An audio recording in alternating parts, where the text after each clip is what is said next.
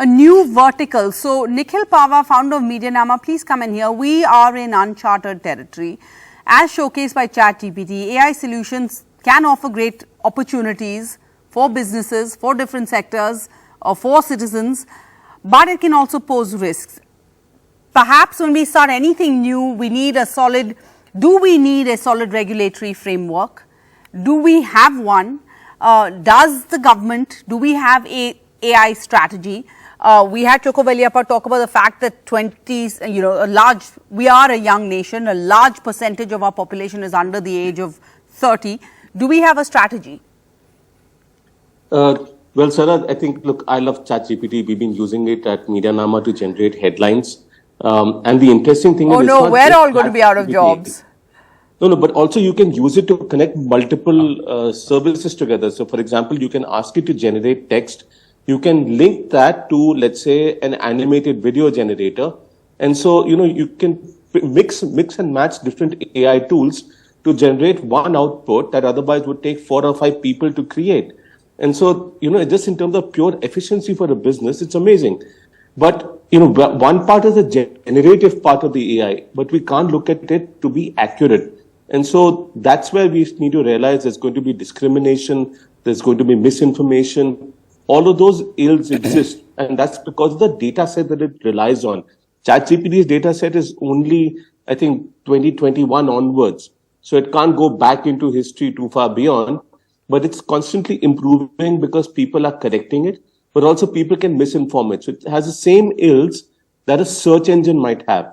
Yeah. And so, look, one, it's very clear, and ChatGPT itself says that it's not the gospel truth. And so you can't rely on it, but if people do, that's up to them.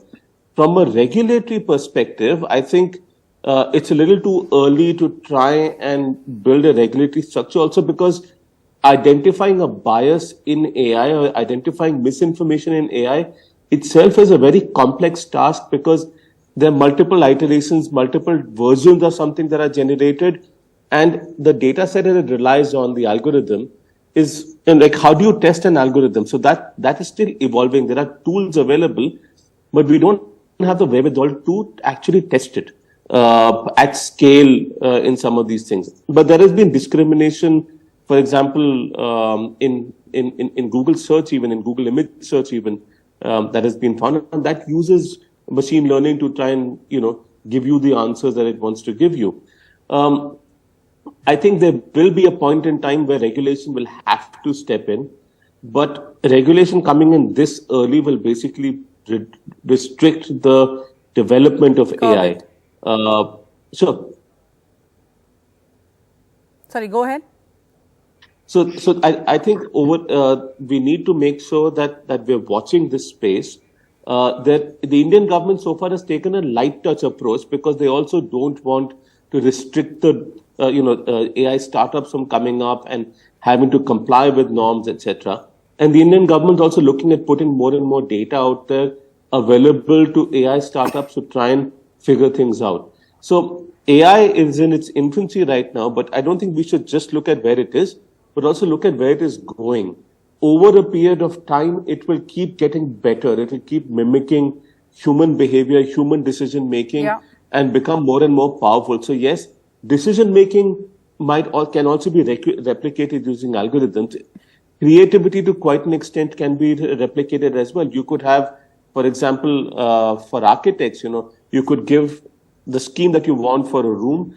It could generate, using the text that you've typed out, a visual, and a 3D printer could print an entire building using that. So look, the future sounds crazy, I know, when you hear this, but I guess exciting times for those who love technology.